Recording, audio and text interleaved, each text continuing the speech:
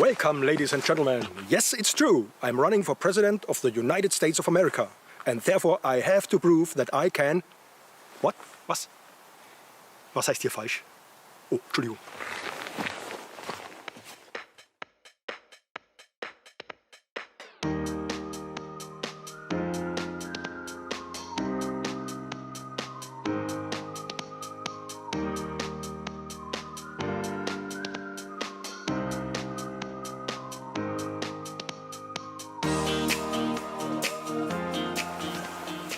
Hello and welcome, dear friends of nature photography from all over the world. We are very pleased that you are joining us today for the award ceremony of the European Wildlife Photographer of the Year 2020. I hope you are in good health and good spirits. I don't have to say a lot. You know the current situation. When we decided to cancel the GDT International Nature Photo Festival 2020 in April, it soon became clear that there would be no replacement festival online. Watching a few lectures online simply can't be a substitute for a festival in Lünen, which is widely known as a meeting place for the nature photography scene in Europe. But of course, there is also the awards ceremony, and this has to take place, if only to honor all the great entries we have received this year. And so I invite you to follow the ceremony online, for the first time in the history of the contest. I wish you good entertainment and edification, and I'm looking forward to intensive and interesting discussions. You will see great pictures, you will hear moving stories, and you will see an all-over-winning photograph which has touched my heart like very few pictures ever before, but more on this later. With great pleasure, I now hand over to Germany, to Florian Möllers, our Master of Ceremonies. Have lots of fun.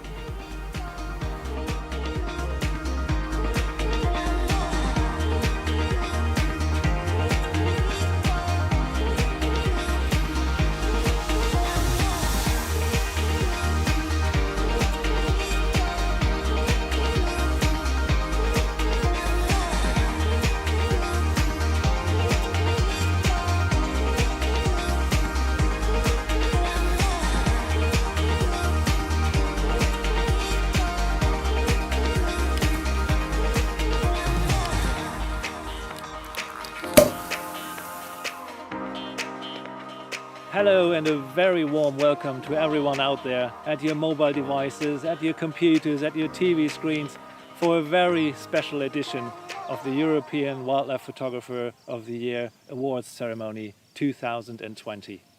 As you can see, I have put on my awards ceremony camouflage dress, my dancing shoes, and I'm all prepped up with some nice drinks. I hope you are as well at your homes to follow us through this ceremony, which is of course only virtual because Lünen unfortunately cannot be on. What a pity. But to cheer you up, I'm going to promise you that we will look at hundreds of fascinating, stunning images that were submitted to this year's competition. So join us on this little ride through this evening and have lots of fun. Cheers!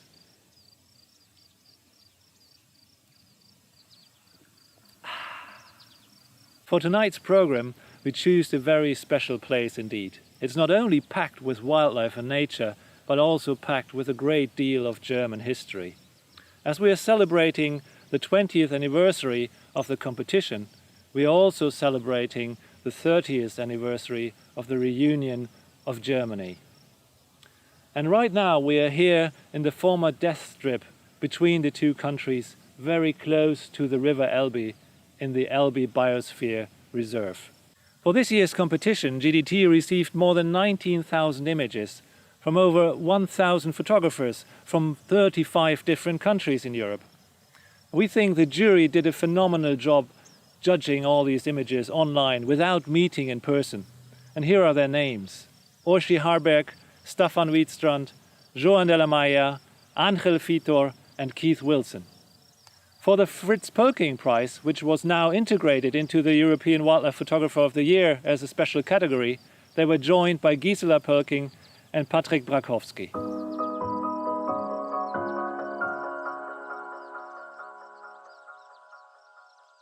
Let's start off with the Fritz Pölking prize then. It is a prize that is dedicated to a set of images entered by photographers in 2 different age groups. One to 26 years and the other one 27 years and older. And it is a particularly hard prize to achieve or to succeed in, because not only does the single image in the series has to be very strong, but also the whole set has to work as such and convince the jury.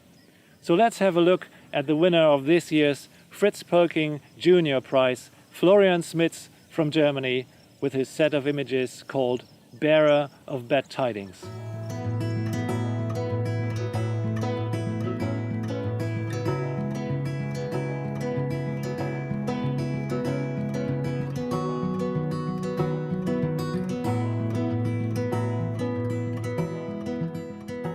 Ja, also ich bin Florian Smit, 27 Jahre alt mittlerweile und arbeite als freiberuflicher Naturfotograf und mache Naturfotografie, soweit ich denken kann, glaube ich. Und das ist meine Frau Lisa. Ja, ich bin Lisa, ich bin immer bei allen Projekten von Flo mit dabei. Ich selber fotografiere nicht, aber es ist ja auch immer gut, jemanden dabei zu haben, der dann eben die Rucksäcke schleppen kann und die Ausrüstung bewacht, während man vielleicht woanders nach Locations sucht. Das ist dann immer meine Aufgabe. Also ich war hier auf der Baustelle, wir haben gerade einen alten Hof gekauft und ich war am Arbeiten und mein Handy hat geklingelt und Stefan Fürnor von der GDT hat mich angerufen und ich habe erstmal überhaupt nicht gewusst, was er von mir will. Und dann hat er gesagt, dass ich beim Fritz Pölking Junior Preis gewonnen habe. Und das war für mich ein ganz besonderer Moment, weil ich durch meinen Papa schon Bildbände von Fritz Pölking damals im Regal hatte.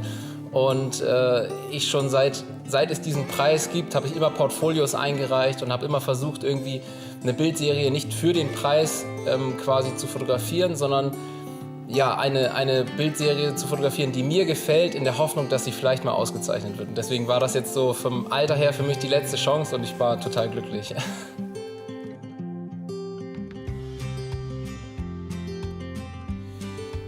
Der Storesjöfallet-Nationalpark, wo auch die Unglücksheer, wo ich die fotografiert habe, das ist eigentlich ein Nationalpark, der durch total weitläufige Fjellebenen geprägt wird. Also es ist nicht so alpin wie im Sarek, also die Berge sind nicht ganz so hoch.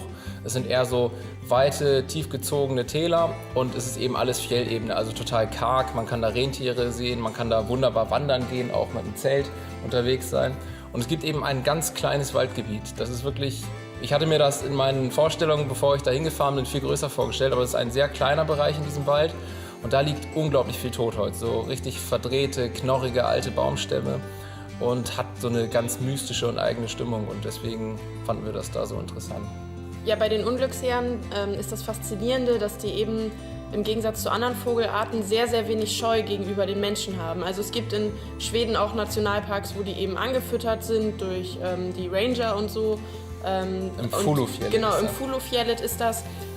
Und da ist das auch bekannt, dass die Unglücksheer eben so nah an den Menschen kommen. Aber da im Storesjöfallet hatten wir jetzt gar nicht so explizit damit gerechnet, eben auf diese Vogelart zu stoßen. Aber die Vögel sind einfach so neugierig und so interessiert auch an einem, dass es total viel Spaß gemacht hat und man sich auch so ein bisschen eingeredet hat, dass man über die Zeit quasi ja mit denen kommunizieren kann. Und wenn man dann selber angefangen hat zu pfeifen, dann trällern die was zurück und ja, das war einfach eine schöne Verbindung, die sich in diesen wenigen Tagen zu denen aufgebaut hat. In diesem Wald wachsen ja unfassbar viele knorrige Bäume, die auch ganz, ganz tolle Äste haben, die in sich verdreht sind. Und das wollte Flo halt unbedingt irgendwie mit aufs Bild bringen. Und dann hatten wir irgendwann die Idee, ja okay, dann kletter doch einfach mal in den Baum nach oben und probier, ob es irgendwie funktioniert. Und dann ist Flo halt hochgeklettert. Ich bin ein Stückchen hinterher und habe ihm dann das Stativ hochgereicht, habe ihm dann noch einen Blitz hochgereicht. Da habe ich auch ein Bild gemacht und das Witzige ist mit dem Weitwinkel, wie ich da so sitze, mit den Beinen oben im Baum und dann sieht man oben links in der Bildecke auch den Unglücksheer, wie er schon direkt neben mir sitzt, während ich die Kamera quasi aufgestellt habe. Also die waren halt einfach super zutraulich.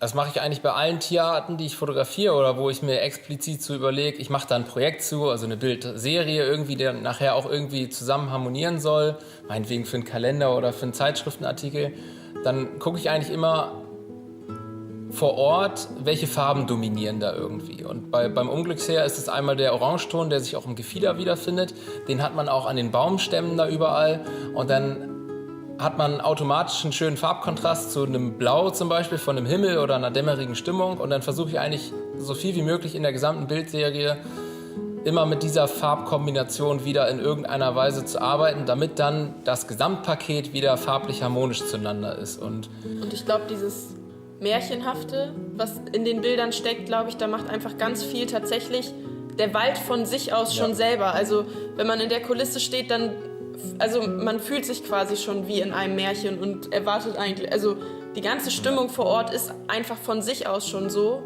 Natürlich ist es dann nochmal wieder was anderes, das auch im Bild einfangen zu können, aber ich glaube, die Kulisse an sich hat da bei dem Projekt schon sehr, sehr viel zu beigetragen.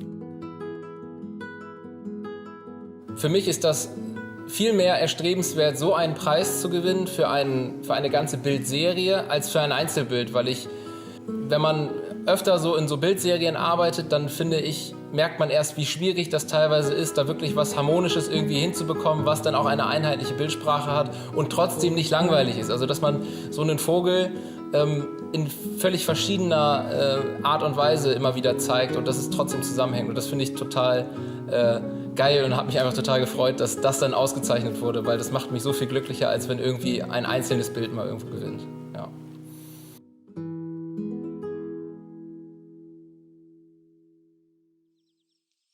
Congratulations again, Florian, for this really strong set of images.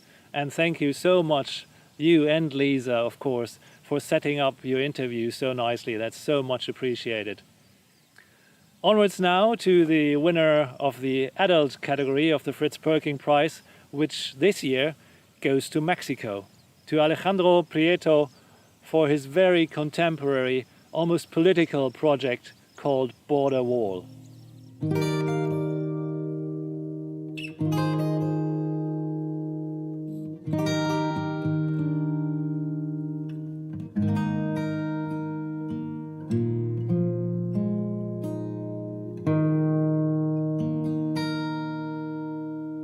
Hello, my name is Alejandro Prieto. I am a wildlife photographer from Guadalajara, Mexico. I'm very happy to receive this award.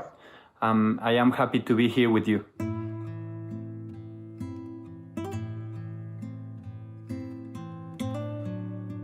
I started working on this project about 1.5 years ago, and I decided to make it because I thought that wildlife in this area was absolutely excluded, because I used to hear about all the time about the wall and people that it's crossing, and a lot of people talk about different issues about the wall, but nobody talks about the wildlife that lives in this area.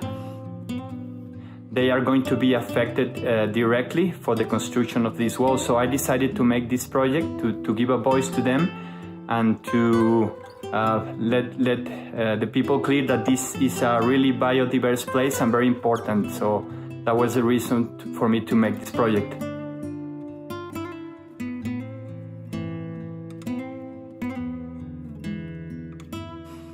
My favorite picture from this project, I should say, is the hare with the big wall in the back, or a mountain lion crossing a vehicle barrier. Of course, the picture of the jaguar reflected on the wall, even though it was a different kind of shot, but I think that shot was really important to me because it reflects this species is in danger of extinction, and only a few individuals are remaining in the U.S. I've seen with my eyes that there is only a little space in the mountains, in Huachuca Mountains, where these jaguars are crossing, and they are trying to put a wall in that mountain. So that will mean the end of this species in the United States. The species is going to live in Mexico anyway, but it's not going to live in the United States anymore. In the end, it's a political story. Actually, the wall, I've seen it, the wall doesn't stop people and doesn't stop drug smuggling and doesn't stop the insecurity. And This is a political thing, and the sad thing is that the most affected are going to be the animals, the wildlife, because at the end they live in this place, and they are going to be affected in many ways. Animals need to cross from one country to the other to get food. Animals need to cross to get water, and they need to cross to get mates, and even they need to cross to get even a better weather conditions. And it's not only the wall that is blocking their movement. By building a wall, you have to build roads, and you have to put lights and all that kind of stuff. Makes that the animals go away, and you are at the end affecting the animals more than affecting the people.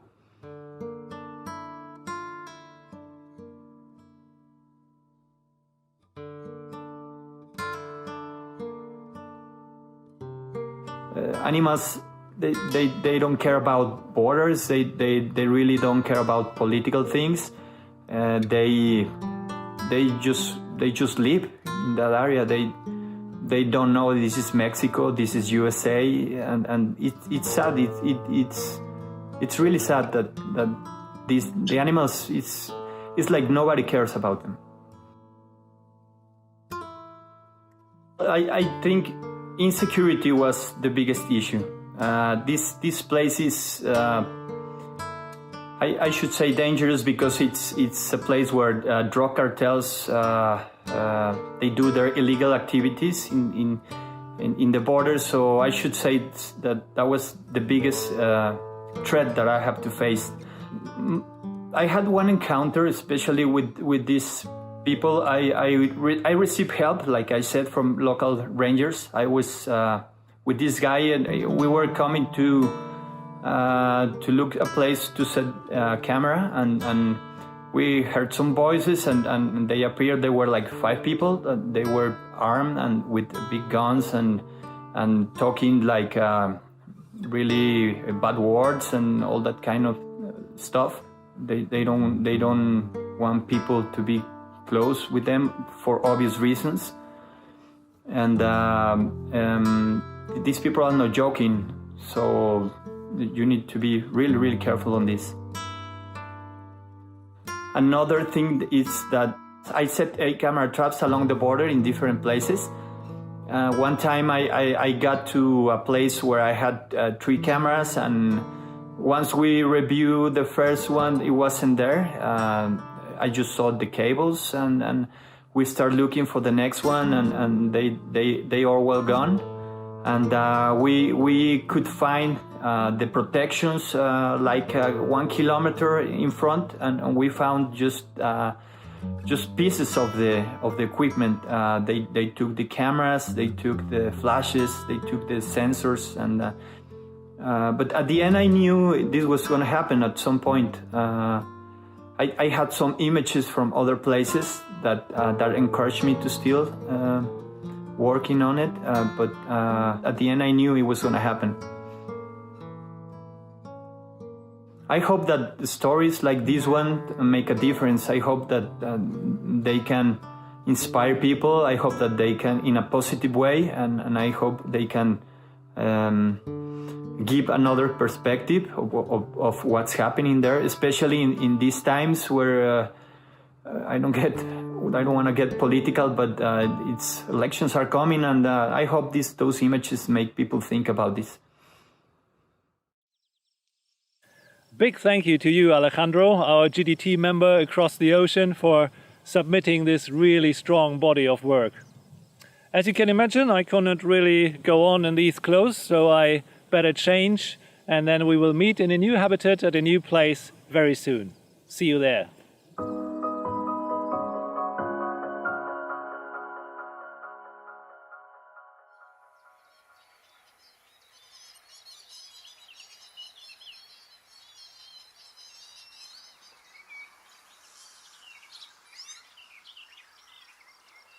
Welcome back to our first category in this competition, birds.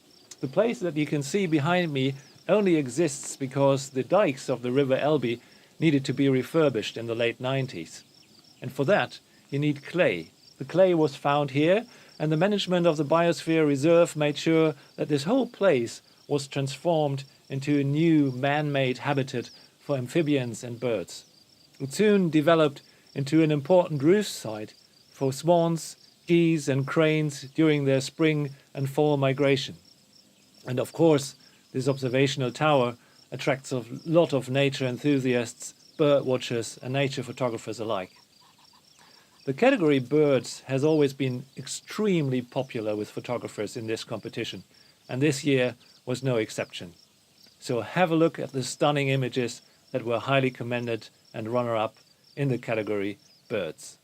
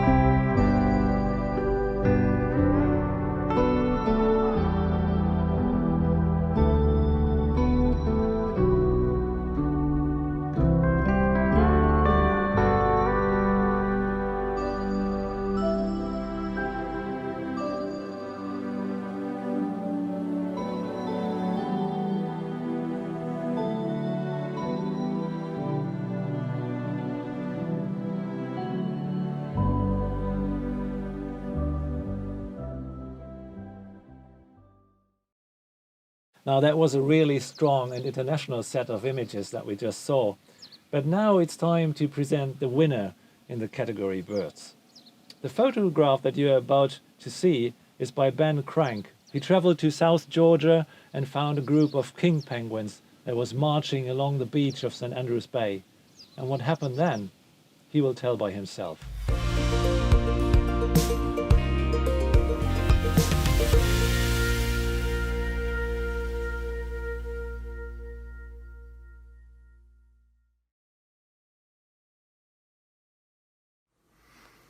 Good evening and welcome. My name is Ben Crank. I was fortunate enough to visit South Georgia Island in October 2019. Travelling on a small expedition yacht, I was the photographic guide on a specialist photo tour. South Georgia itself is a really remote destination. It took us about 4 days of travel on the open ocean from the Falkland Islands just to reach this amazing destination. St. Andrews Bay, where this photograph was taken, is also a wonderful destination. The bay is surrounded by jagged mountain peaks, draped in glaciers, and at the foot of these peaks is an alluvial plain strewn with about 350,000 king penguins.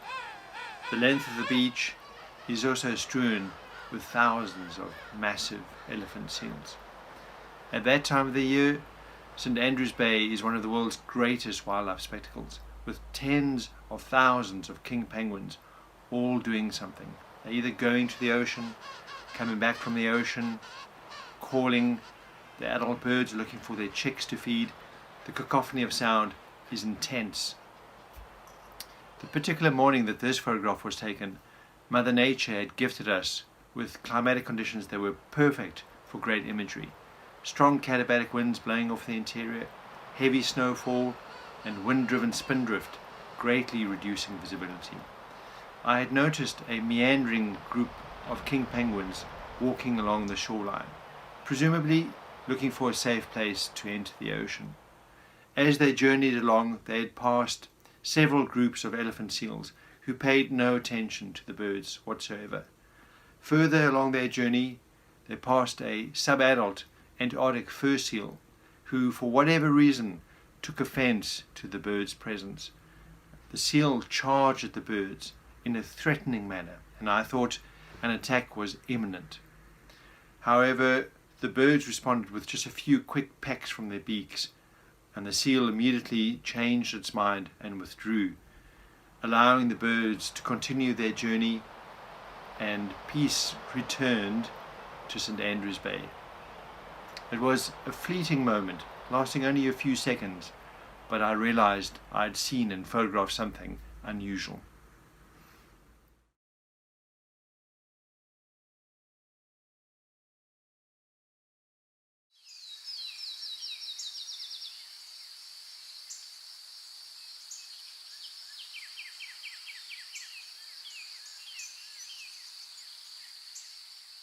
Look at this huge willow tree. I think it is quite obvious what the next category will be, right? Mammals. Right. The beavers seem to be having a party here. They just live over there in their beaver's lodge and they are just minding their business, not caring at all whether there are people coming here for a bath in summer or fishermen who stay overnight trying to catch some eel or carp. And that is part of this remarkable success story that we have seen with the comeback of the beaver all over Germany. They can live close to people, they can adapt, and they are just minding their business. But first, let's have a look at the highly commended and runner-up images of this category.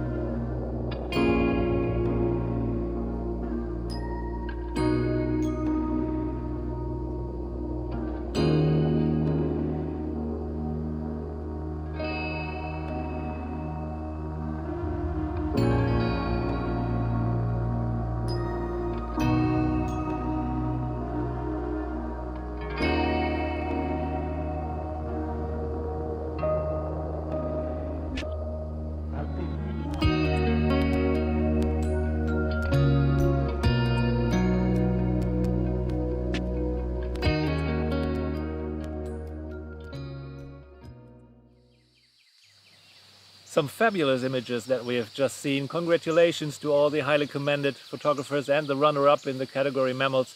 But now it is time for us to present you with the winner of this category, which is a photograph of an elephant, a quite unusual one, taken by the German photographer Christoph Kauler. The title of the image, so big but yet so small. Here it is.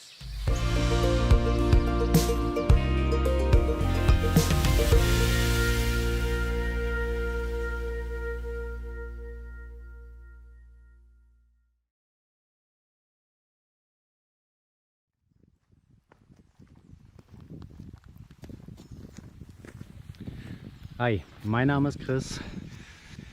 Die meiste Zeit verbringe ich im hessischen Mittelgebirge, möglichst viele Tierarten zu finden. Feuersalamander, Sperlingskauz, Rotwild. All das können wir hier finden und es gibt so viel zu entdecken. Und deswegen habe ich schon meinen Schwerpunkt auf die heimische Fauna gelegt. Durch das Studium in Wien habe ich natürlich auch unten in Ostösterreich sehr, sehr viel fotografieren können, war häufig am Neusiedler See, habe mich aber auch ein bisschen auf die urbane Tierfotografie spezialisiert. Und trotzdem war das Reisen immer so, wow, neue Orte kennenzulernen, zu entdecken. Das reizt mich doch sehr. Und dementsprechend war ich immer froh, wenn ich dann einen neuen Auftrag bekommen habe, eine neue Forschungsreise reinkam, nach Lappland. Das war immer toll. Ich konnte so viel Neues lernen, auch für mein Leben, für mich persönlich lernen. Und umso schöner war es dann letzten Herbst. Das Wetter war wie heute, trist und grau. Dann kam eine Mail rein und ich habe nur gelesen, Sie haben gewonnen. Jetzt denkt ihr, ja, so eine Mail haben wir täglich im Spam-Ordner. Aber diese Mail, die war wirklich vertrauenswürdig. Ich hatte gewonnen. Eine Safari nach Simbabwe. Eine Woche, 3 Camps und Wildnis. Und solch eine Erfahrung liegen zu lassen, ist mir doch dann sehr schwer gefallen. Dementsprechend kam der Entschluss nach viel hin und her überlegen, ob ich wirklich fliegen soll, dass ich es mache. Eine Woche Simbabwe.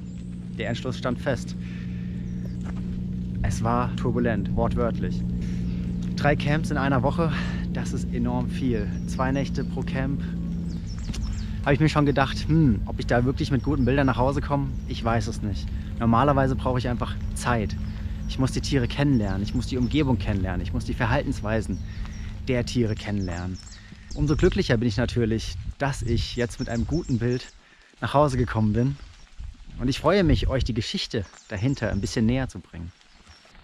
Der Zeitpunkt, als ich nach Simbabwe gereist bin, der war aus fotografischer Sicht vielleicht nicht der ideale.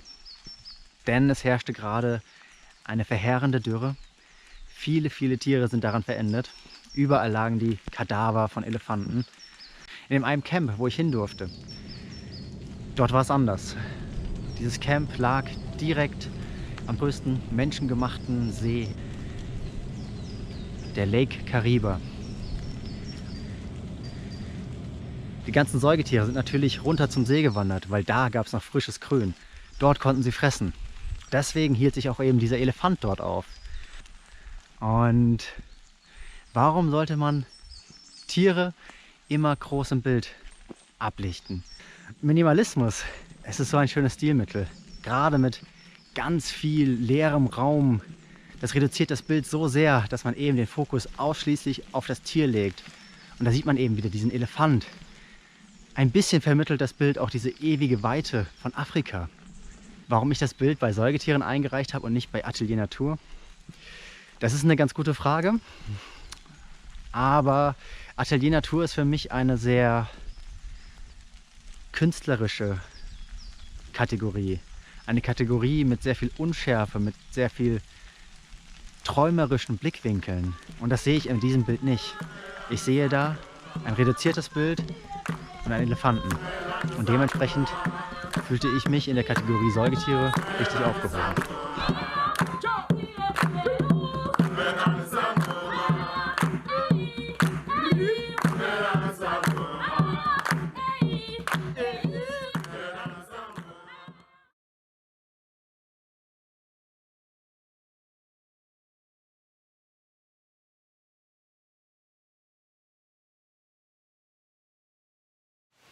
Now, that picture is one of my absolute favorites in the whole competition.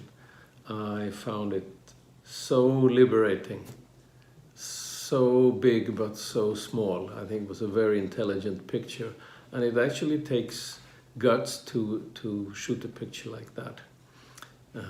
You have to see it. It's so easy when you see big animals like an elephant to just use your whatever long lens you have and then click away.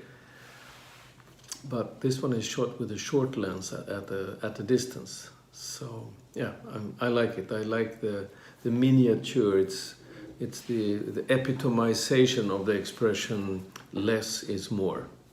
So the winner of the mammals category shows what less is more, what that really means. Thank you, Staffan, for your nice kitchen comments from Sweden. Much appreciated. We are here in a biosphere reserve that is, of course, very, very dependent on water. Water shaping habitats, water nurturing habitats, water serving as a habitat itself in the form of rivers, small oxbows, gallery forests, wet meadows and such.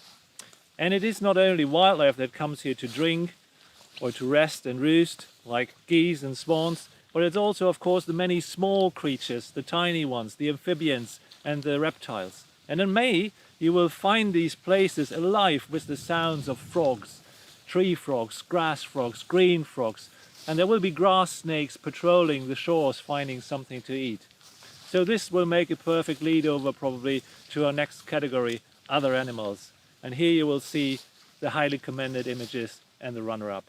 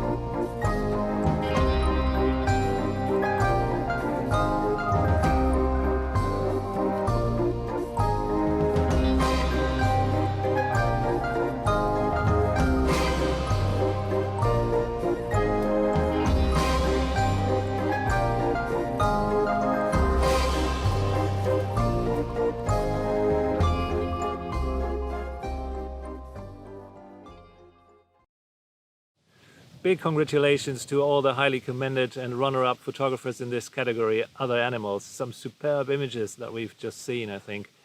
However, we would like to address your attention to this little fella here, who is a relative to the species that Jaime Culebras from Spain photographed for his winning image. A father and his offspring. Here it is.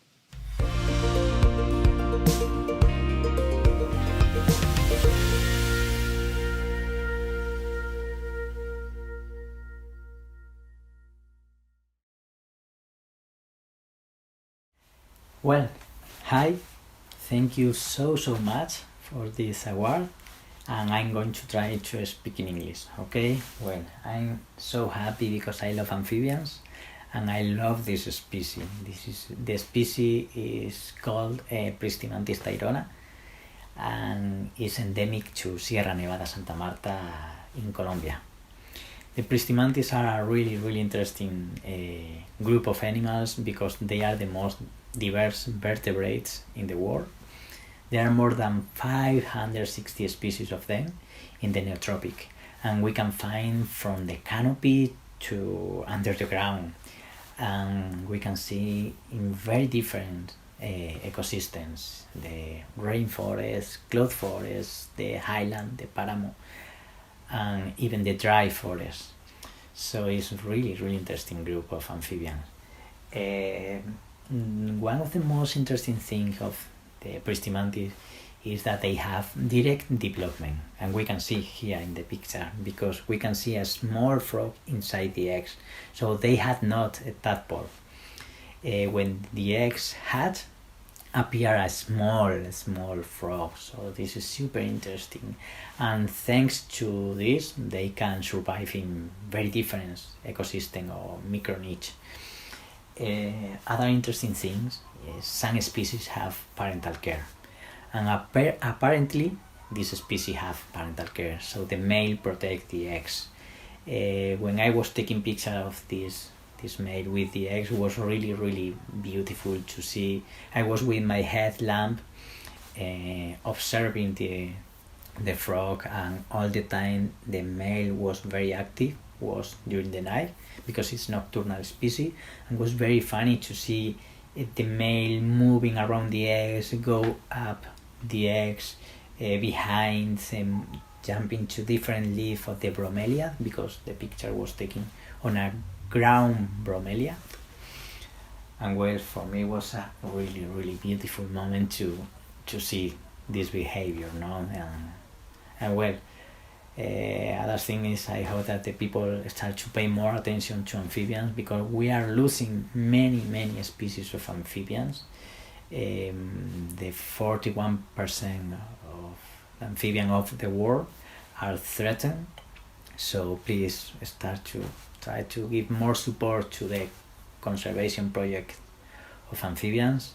And well, thank you so much, and thank you to my family, because they are always here with me, and thanks my friends of Fundación Atelopus, because I took this picture with them in an expedition with them. Thank you so much.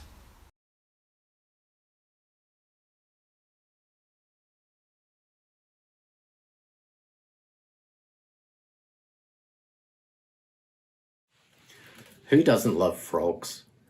Well, Jamie Coolbrith, the winner of the Other Animals category, certainly does, and you see it in his photograph. Here, there is respect for his subject, as well as deep knowledge, and as a result, a connection. So he's able to witness situations such as this, which many of us would not be party to. And what we have here is a wonderful moment of the frog guarding his young, still developing within their eggs. And what a moment! Such delicate balance, the poise of this creature. And we can't help but feel wonder and respect, as well as see some sense of his personality and character. It is a wonderful image. And I ask again, who couldn't possibly love this little creature? A lovely photograph, and one that gives you such warmth of feeling. So thank you, Jamie, for this very special moment. Plants and fungi. This category has always been very, very popular amongst photographers in this competition, from its very beginnings, and this year is no exception. One reason for that might, of course, be that your subjects, like these fungi over there, don't run away that easily. So as a photographer, you have all the time in the world to compose and expose your image correctly, and to set your subject in a broader frame, maybe in its natural habitat. Let's have a look at the highly commended images and the runner-up in the category Plants and Fungi.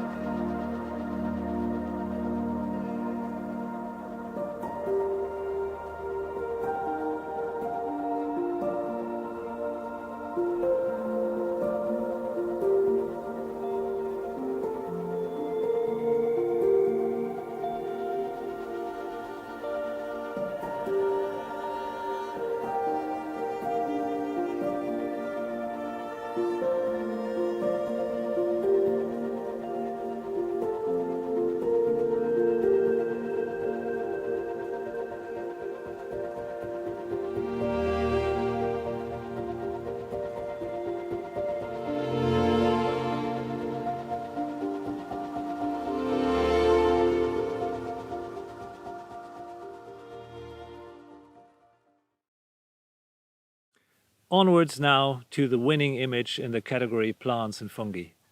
A photograph that to me looks so otherworldly with sublime colors, almost unreal.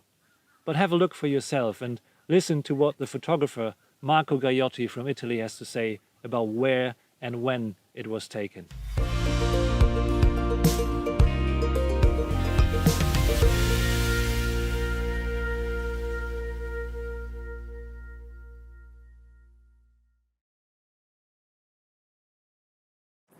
Hello, my name is Marco. I'm an Italian photographer based in Genoa, northern Italy. But as you can see from the video, I spent quite a lot of time in the Italian Alps through the year.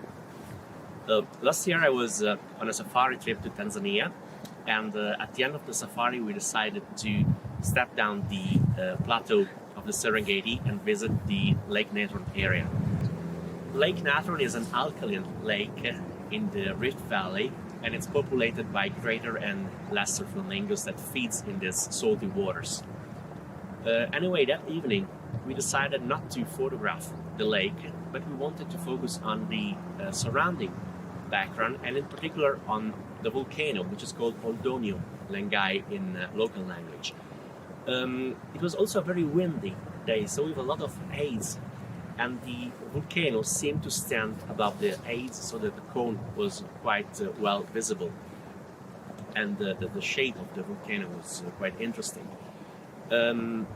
We found in the area this beautiful plant, which is called Adenium obesum. In particular, this plant was in full blooming at that part of the year. So the idea of the photograph was to combine the foreground with this colorful flowers in full contrast with a very barren landscape. So I thank you all for appreciating my image, and greetings from Italy.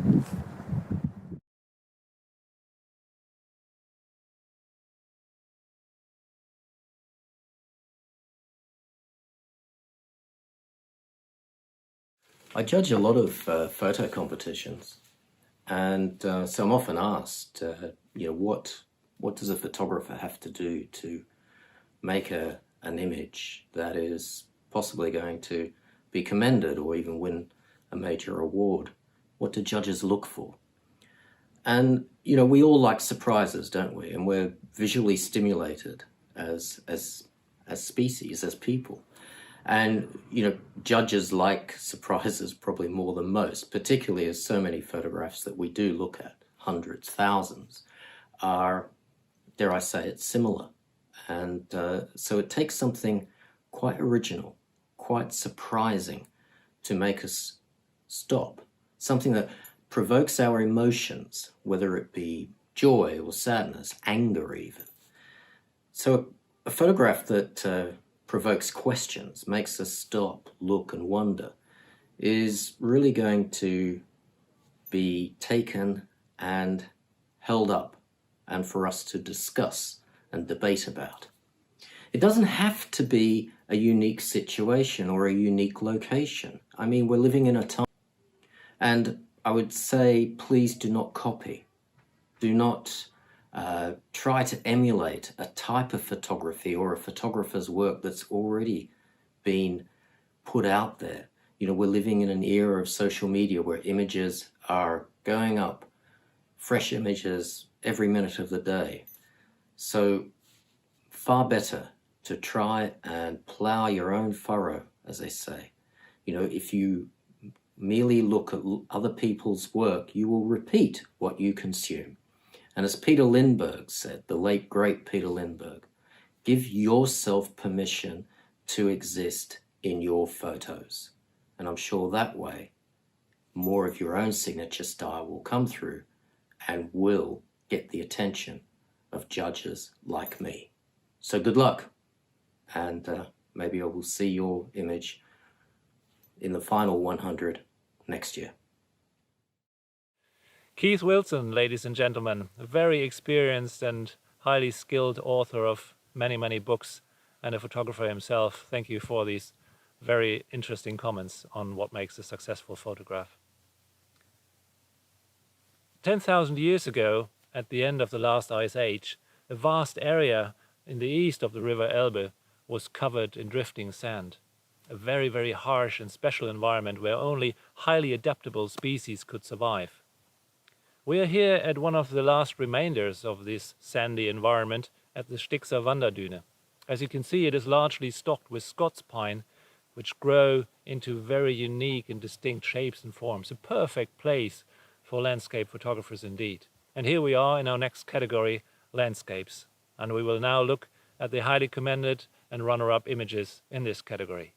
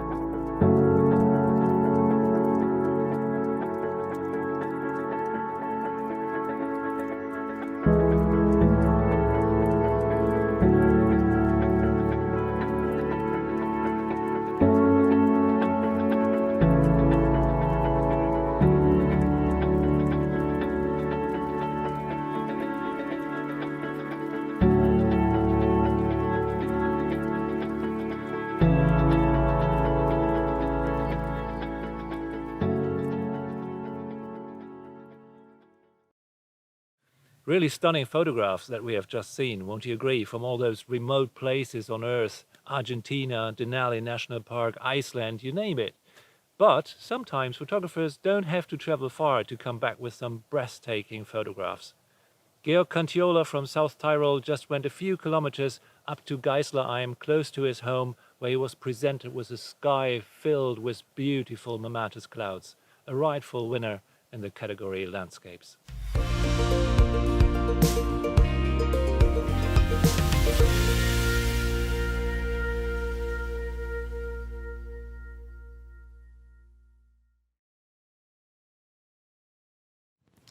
Schönen guten Abend, mein Name ist Georg Cantiola, ich komme aus Südtirol und ich bin einfach nur glücklich, Sieger genau jener Kategorie zu sein, welche sich in den letzten Jahren zu meiner bevorzugten Kategorie herauskristallisiert hat, Landschaften. Mittlerweile fotografiere ich seit über 20 Jahren im Grunde nur in und um Südtirol. Trotzdem habe ich immer noch das Gefühl, so vieles zu versäumen. Um den richtigen Standpunkt mit dem richtigen Zeitpunkt halbwegs in Einklang zu bringen, verfolge ich sehr, sehr genau die Wetterberichte. Auch an jenem Tag war es so, ich wusste, dass ein Gewitter vorüberziehen würde und ich startete los.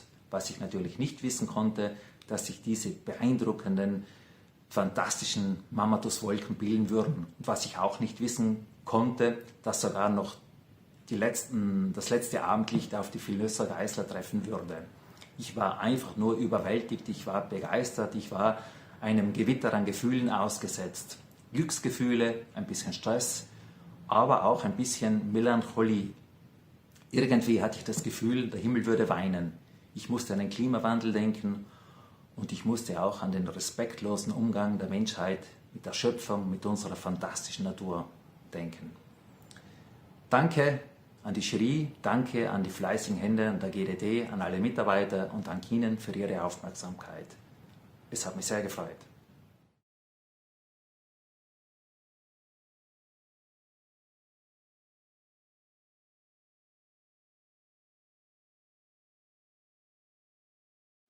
When we landscape photographers wander in nature with our cameras, we seek to experience the unexpected and capture the extraordinary.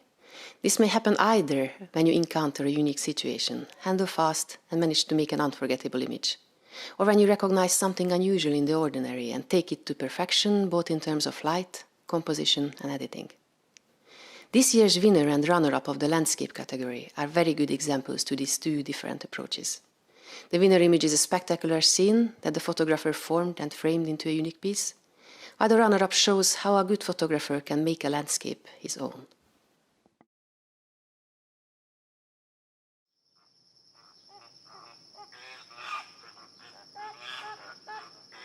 So here we are at the river Elbe itself, home to some of Germany's most iconic fish species, including the Atlantic sturgeon, the Atlantic salmon, sea lampreys, big pikes, giant catfish, sanders, and many more.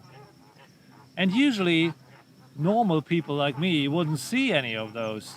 So I would like to give a big hand to all the underwater photographers out there in our next category who take on all the effort, the technical skills and everything to brave the elements, to dive down and to bring up something that is sometimes completely overwhelming to us all. Let's have a look at the highly commended and runner-up images in the category Underwater World.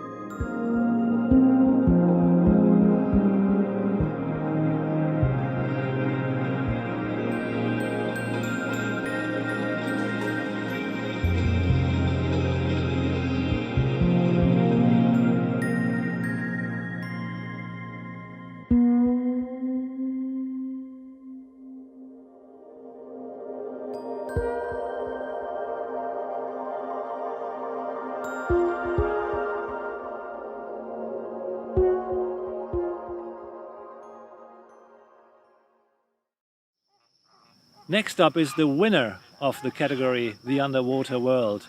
And this is a picture by Russian photographer Mike Korostelev, who was diving with a group of sperm whales. And all of a sudden, one of the mother whales was breastfeeding its calf. A wonderful, intimate moment that he brought up to the surface for us.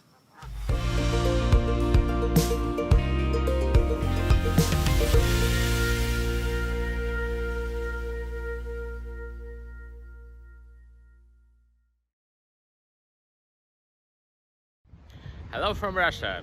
I am Mike Korostelev, wildlife photographer from Moscow.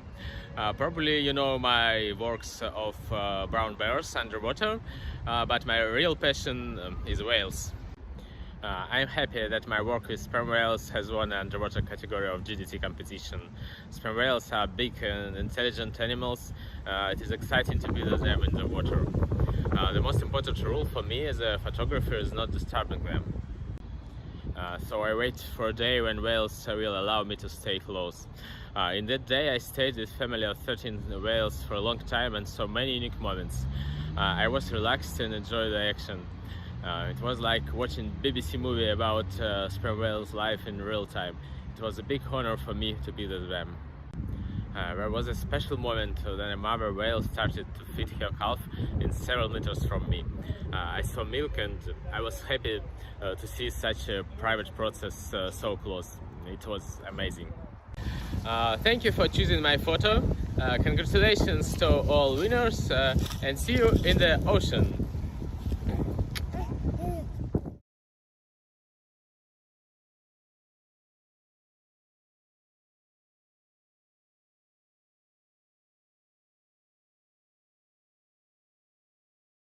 When it comes to underwater photography, perhaps the most challenging thing as a photographer is trying to forward the message, the reality of the underwater realm to an audience that is not necessarily familiar with what's happening down there. This is exactly what this picture is doing for all of us, because it's bringing a very unique moment in which a sperm whale is breastfeeding her calf. And if you think carefully, there is nothing more familiar to the human beings, to all of us, than breastfeeding. This is establishing connection. This is connecting the dots. And this is creating the empathy needed for caring about the ocean.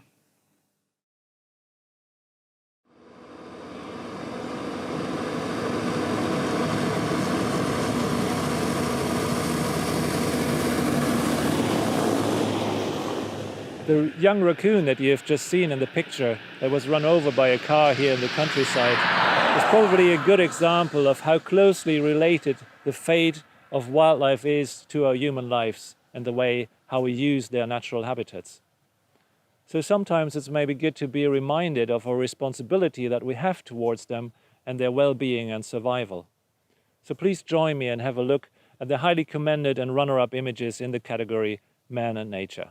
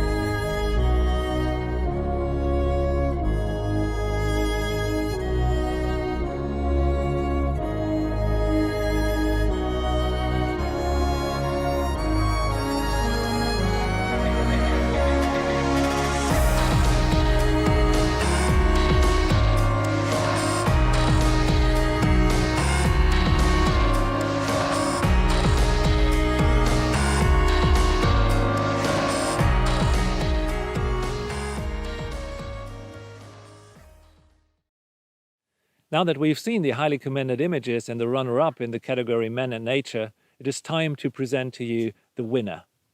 The photo was taken by Swedish photojournalist Marcus Westberg, who traveled to the Virunga National Park in Congo and photographed in a facility where orphaned mountain gorillas are kept and taken care of. It's a photo that raises questions, that tells a whole story, and it is entitled Empathy.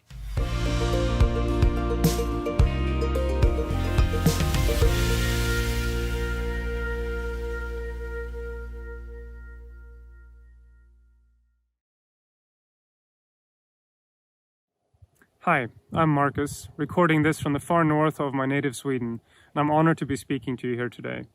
This photograph was taken during a medical examination by veterinarians from gorilla doctors of an orphan mountain gorilla being cared for in Virunga National Park. My intention with this image, and with many others, is to highlight our bond with the natural world, the connection we share, but also the vulnerability of that bond and the responsibility we carry. The disconnect from nature is perhaps my largest concern, not just for the sake of the environment, but also for our sake, because I think it makes us less than we can be, less than we should be.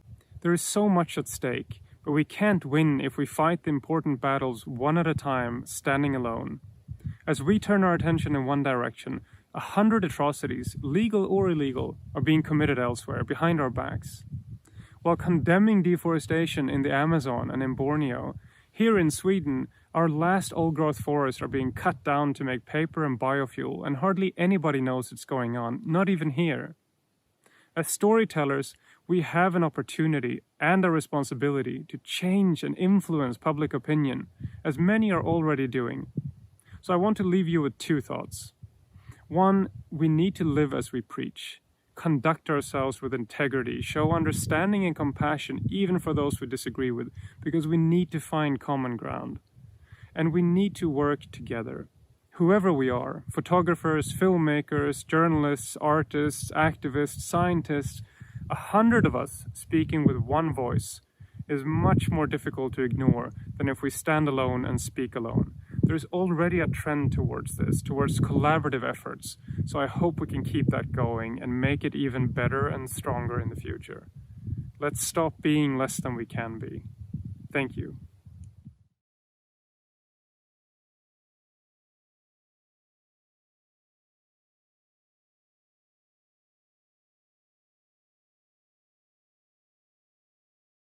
This photo reminds me many of the images I've seen related with the Ebola pandemics in Africa, where isolated patients were kept away from relatives and friends who were waiting for news outside of the medical centers. A similar situation that the one we are living right now with the coronavirus pandemic all over the world. For me, what makes this image interesting is that it shows an intimate behavior such as concern or curiosity that we share with primates. And I can easily connect with the gorillas, and I can feel empathy with the subjects looking through the window. An image like this that make us reflect about our uniqueness or our lack of uniqueness in the animal kingdom is a great image.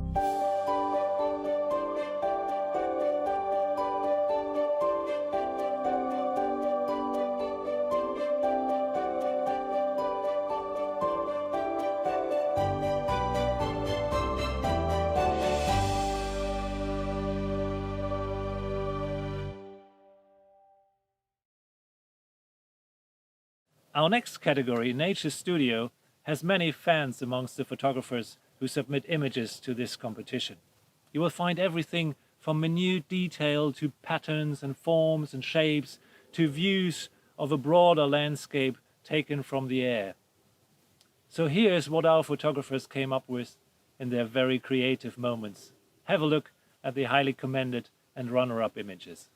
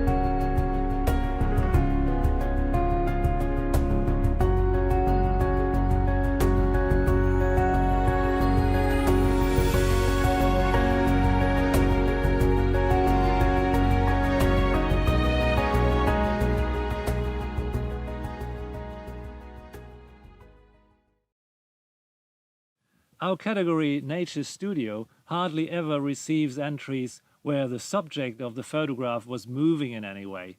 However, that's not the case for this year's winning image by Thomas Hempelmann. He went to Greifswald Harbor and took a rather innovative and creative action shot. Please listen to him, what he has to say about this particular picture.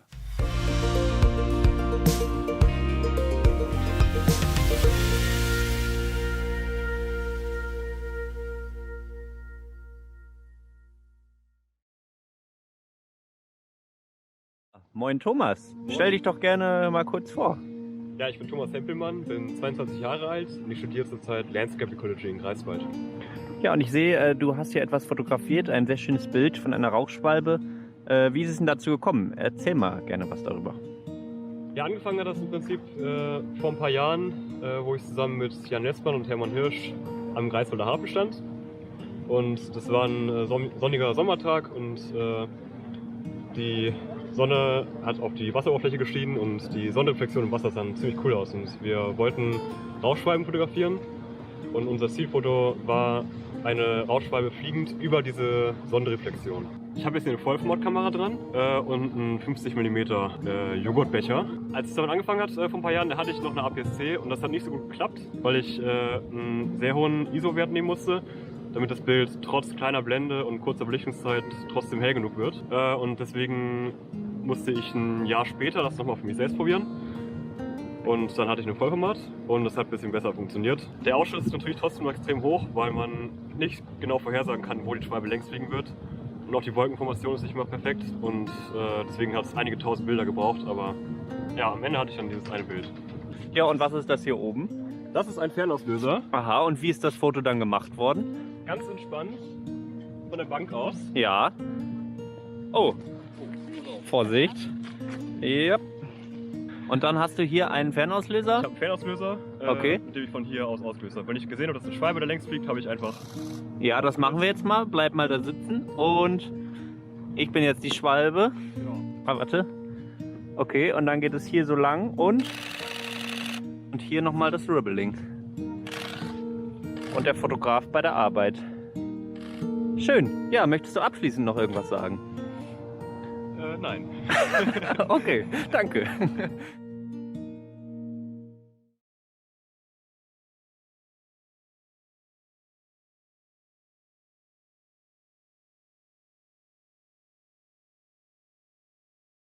I have fallen for the winning image of the Nature Studio category the first time I saw it. It was fresh and surprising, a whole new universe was captured in the mirror of a calm water surface. This otherworldly scene with the swallow, the sun and the illusionary stars formed by floating particles on the water is perfectly framed by the mirroring clouds. It's always with great excitement that we are waiting for the entries of the young photographers in the European Wildlife Photographer of the Year competition. We are now in the category of young photographers up to 14 years. And the runner-up in this category is a young guy from Spain, Carlos Perez Naval, who has already won with images in previous years. And this year again he has entered a stunning image, this time of a jabiru stork, an icon of the Pantanal in Brazil, who built his magnificent huge nest right in the crown of a tree which is flowering in pink. A Home in Pink is the title for this photograph, who won runner-up in the category Young Photographers. The winning image in this category of young photographers up to 14 years comes from Spain as well, from a young photographer with the name Andrés Dominguez, who went on a trip to the Sierra de Andújar Nature Park in Spain to photograph Iberian lynx. When he went there in winter, the whole area is covered in flowering rosemary bushes, which gave a beautiful scenery to a lynx stepping up a stone when Andrés took this photograph. Backlight is the title of his image, and he is the winner of the category Young Photographers.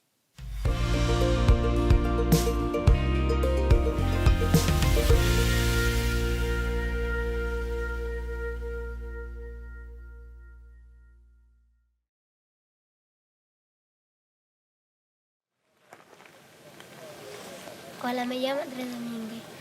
Estoy aquí en la Sierra de Andújar, que es donde fotografié el lince a contraluz. Fue una experiencia inolvidable, incluso con la emoción pude ponerle un punto para hacer la toma correcta.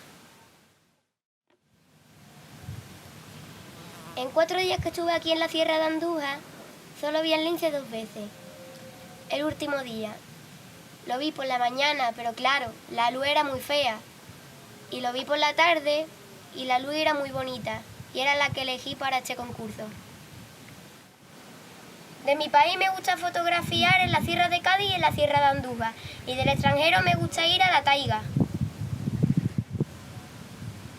En un futuro me gustaría dedicarme a la fotografía, porque cada día me gusta más.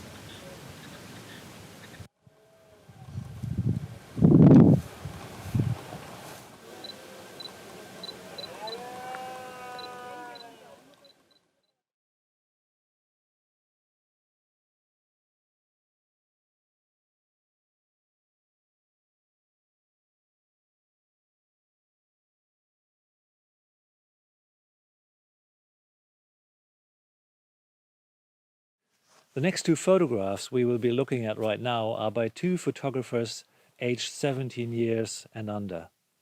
The first one is from a photographer from Poland, Grzegorz Długosz, who got a hint from a friend that in Biebsza Natural Park, snipes were very common at the moment. So he went there with his friends, was lying down on the ground and had this low perspective to take the 2 birds with their reflection in the shallow water. And as the birds crossed their beaks, he snapped the shot and called it musketeers. The winner of this category, though, is a young lady from Budapest in Hungary. Lily Streharski took a beautiful picture of bats. And we set out, as you can see in the night here, as we were hoping to find some bats in this village, where the bats use attics or old trees as roost sites in summer. Unfortunately, we were not lucky, but Lily was. And here's what she got to say about her winning image.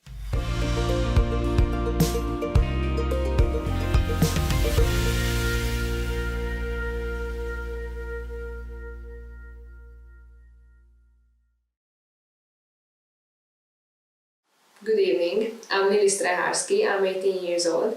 I live in Budapest, the capital city of Hungary. I study in high school. In my free time I take nature photos, go birding and play some musical instruments. I took my winning picture on the last day of winter in an abandoned mine of Berzsen Hills in Hungary, permanently closed from visitors for the protection of its inhabitants. I was allowed to enter accompanied by a professional guide. It was a very cold night, but I forgot about it in the middle of photography. The photo shows the smallest horseshoe bat across Europe, the lesser horseshoe bat. Composing the picture in the silent darkness, I only used a single flashlight with great care, trying not to disturb the hibernating mammal. I attempt to frame the picture to highlight the delicate feet of this lesser horseshoe bat, hanging upside down, clinging on the rock, with its tiny fingers and claws using special locking tendons. The backlight emphasizes the veins under the thin skin and the light hair on the tiny feet. I'm very happy to be the European Young Wildlife Photographer of the Year. I'm sorry that this award ceremony could only take place online. Congratulations to the other winners. Thank you for your attention. I wish a nice evening to all. Goodbye.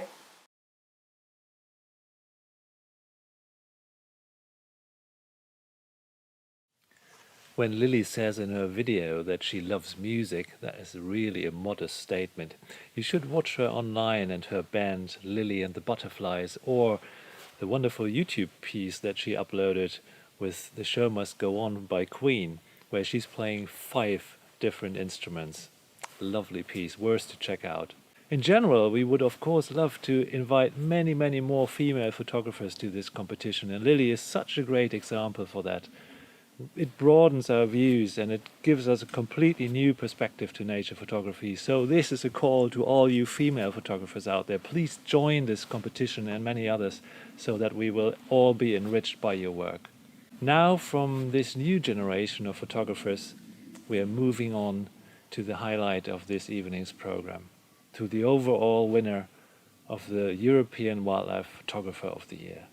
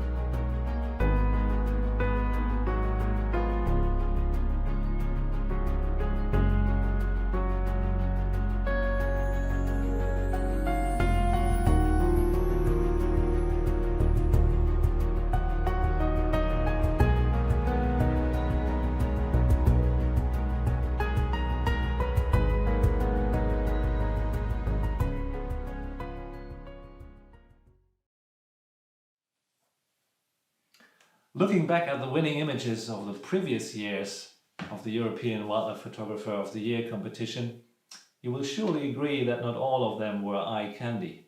Some of them even stipulated a very hefty debate about what nature photography should look like these days.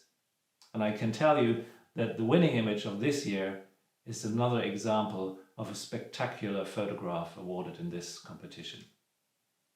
The photographer holds a degree in ecology. He is a senior fellow of the International League of Conservation Photographers, and he already bears many prestigious international awards under his belt. So if you may, at home, at your mobile devices, at your TV sets, please give a big hand to this year's winner of the European Wildlife Photographer of the Year competition from the Netherlands with his image, A Monkey's Mask, Jasper Dost.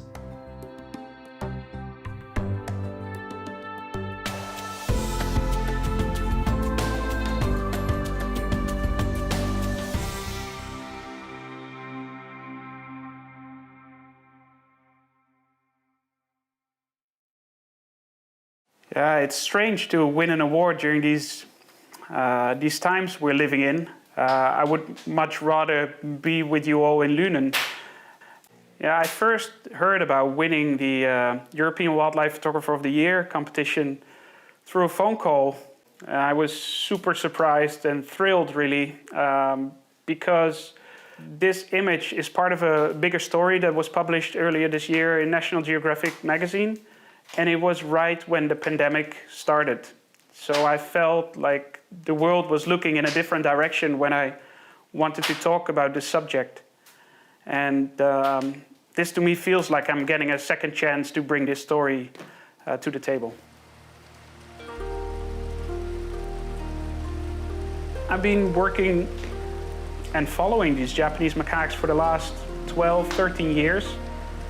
And at first I was only looking at the natural history of the species, but slowly I started to learn more about Japanese culture, and I started to see Japanese macaques performing in the streets as I was roaming through Tokyo. And I started wondering how this would be possible in this modern day environment. And that's how I eventually started to connect all the dots and how I came up with this story that talks about the relationship between the Japanese and the Japanese macaques, which is a very complicated relationship.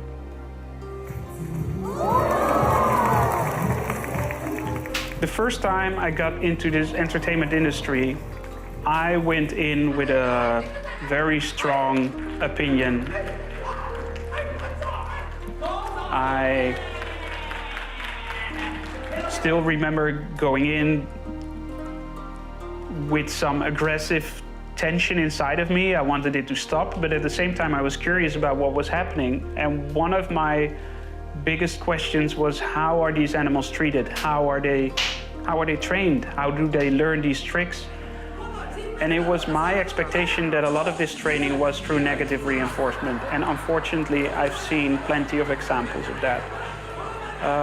The good thing, though, is that there are people who actually treat the animals with respect. And a group of trainers that I met living close to Tokyo showed me their way of living with these animals, and they treat them as family. And they treat the monkeys as you would treat your own children. And of course, it's completely unnatural to see a monkey in this situation.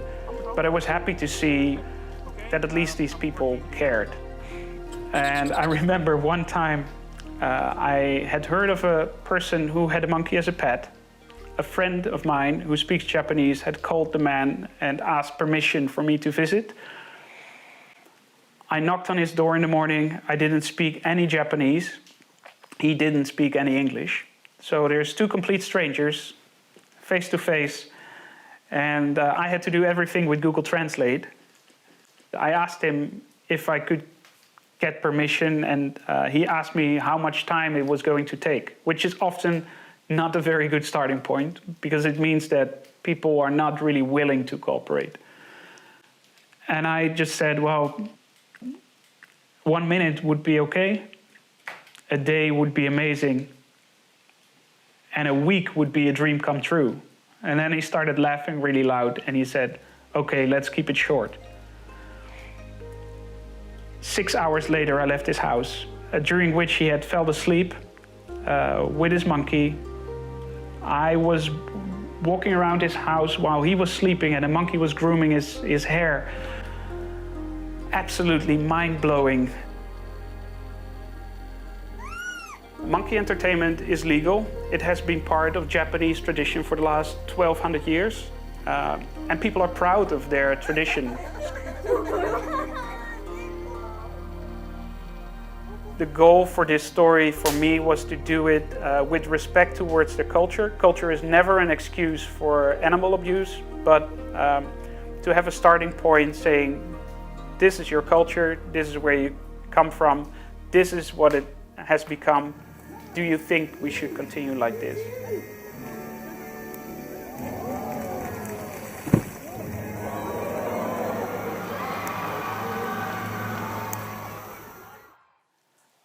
There was one situation where there was a tavern where I went in and they had monkeys working as waiters. And afterwards they give a show. And these monkeys are doing these tricks because they don't know any better. The owner thinks he's treating them well, but since I have seen monkeys in the wild and know their natural behavior, I saw a lot of fear, which made me very upset. It's still difficult. I still get emotional when I think about it. And in the beginning, I literally had nightmares because of it. That situation where in the winning photo, the monkey takes off his own mask, which is not part of the trick. It just happened. For me, says it all, which for me makes this image work as a standalone image. While most of the others from the series really need context, but here it's so symbolic. There is a poem by one of the most recognized Japanese poets named Basho, which talks about this situation where monkeys do the same trick over and over again. And the poem is, year after year, the monkey wears a monkey mask. And to me, seeing a monkey not taking off a monkey mask, but taking off a human mask, while we are also doing the same thing over and over again, we're making the same mistakes, especially in our relationship towards animals. We keep making the same mistakes over and over again. For me, tells something about that story, about that relationship between the two. We've humanized our animals. If you look at your pets, you can now buy clothes for dogs, for cats. I find it insane. We've humanized them. They've become part of our families. And the same thing has been going on in Japan with the monkeys. And now this monkey is taking off this human mask, revealing that there is a different being underneath. And I immediately had to think of that poem when I saw the image. And yeah, that's why the image is titled A Monkey's Mask.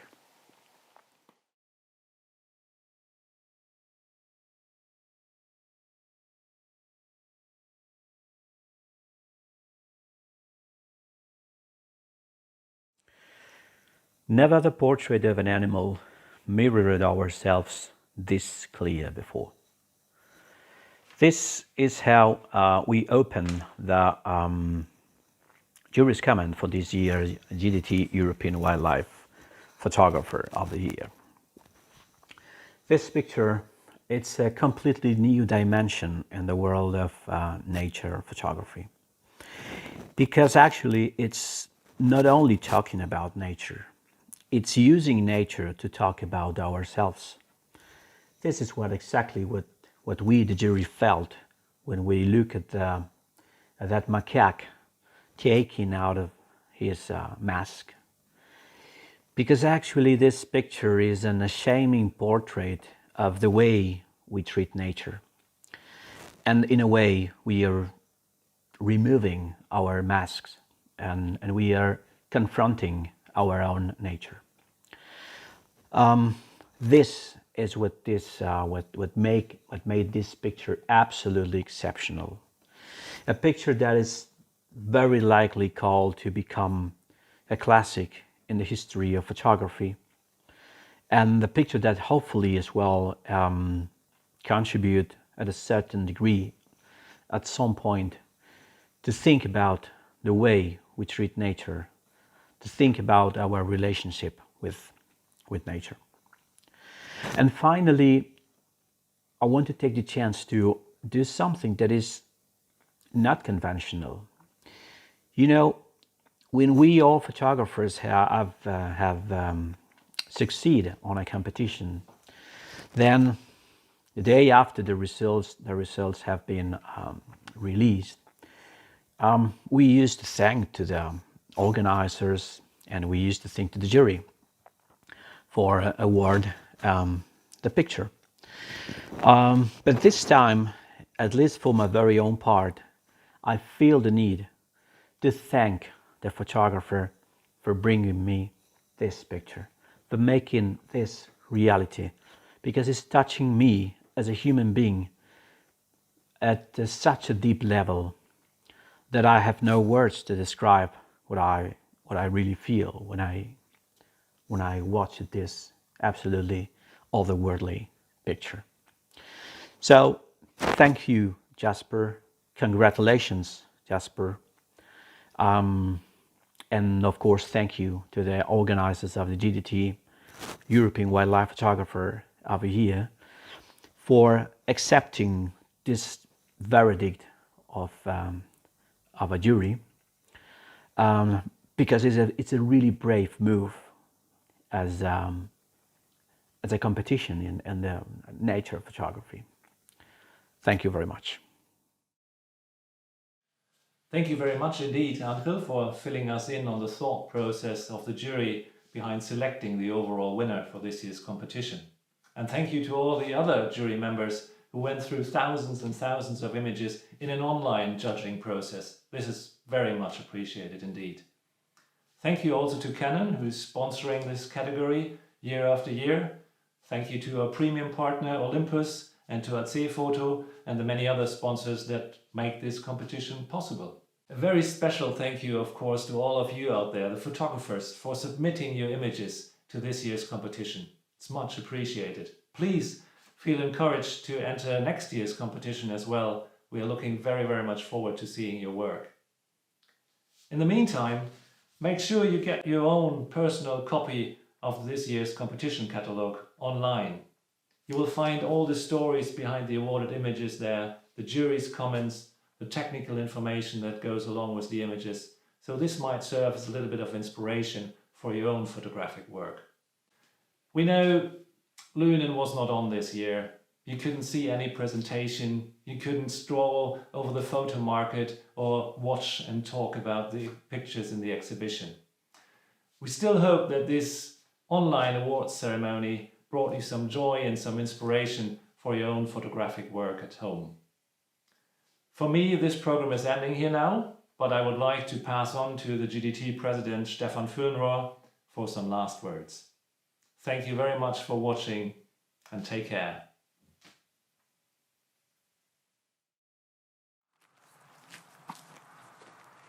Cheers and congratulations to all of the winners of the European Wildlife Photographer 2020. A big thank you to Florian for the wonderful presentation of the show. When we decided to hold the award ceremony as an outdoor event, we did not know how much time this would take. Therefore, I'd also like to thank our small but extremely efficient production team. Many thanks to Sandra, Elena and John for making this form of presentation possible.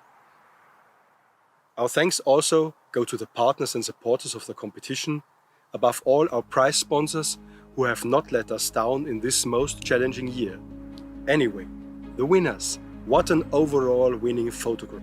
In my opinion, this tragicomic picture says more than 1,000 words about man's difficult search for his role on Earth and about the tension between man and animal.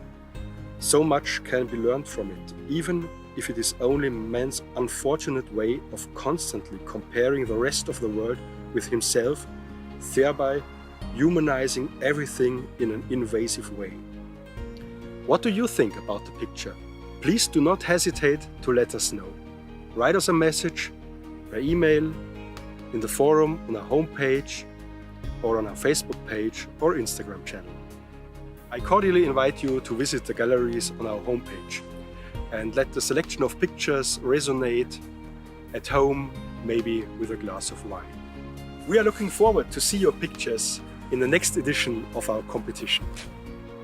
And always keep in mind that only the submission of your pictures can be the first step to a successful and maybe glorious participation. It's hard to talk about future activities these days, but one thing is for sure, the European Wildlife Photographer 2021 will be open for upload in January. Thank you so much for joining us today. I send you the warmest greetings from the whole GDT team. Stay healthy, have a great life, until we hopefully meet again soon.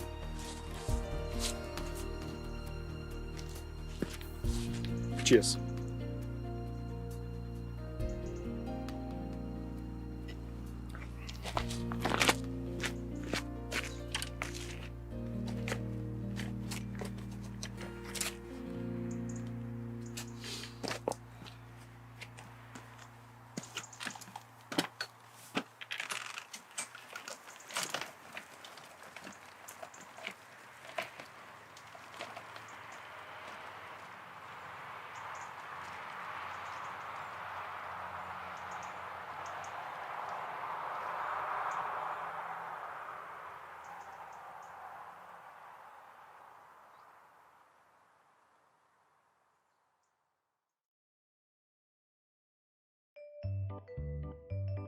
If you do it again, just try to smile a little bit more in the beginning. Even more? Yeah.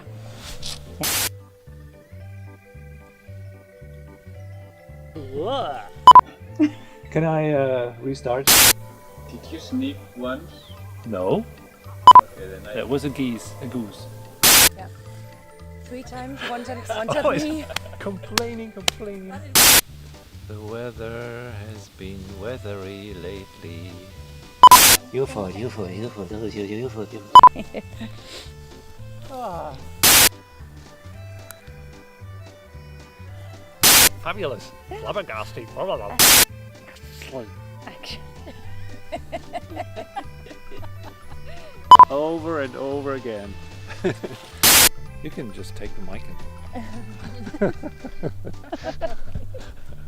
Home to some of Germany's most interesting fish species around. A variety of more than 40 lives in these waters, including the Atlantic sturgeon, the Atlantic salmon, sperm whales. Right. Thank you. Yes. You nasty buggers. And a really strong, incredible set of images that we have just seen.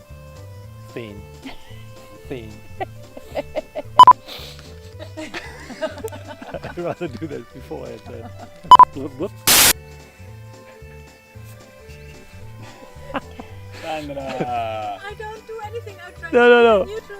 Still, it is covered in Scots pine, mainly stocked with Scots pine. Is that right?